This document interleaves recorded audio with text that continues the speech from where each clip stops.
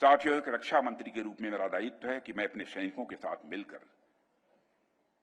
देश की सीमाओं की सुरक्षा सुनिश्चित करूं और मेरा यह दायित्व है कि अपनी सेना के साथ मिलकर देश के ऊपर आंख उठाने वालों को मुंहतोड़ जवाब दूं।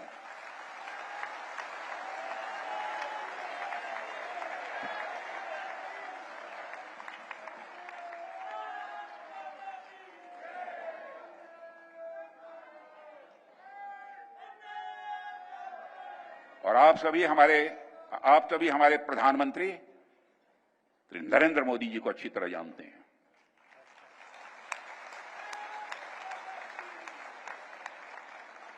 उनकी कार्यशैली से भी अच्छी तरह परिचित हैं, उनकी दृढ़ता से भी अच्छी तरह परिचित हैं।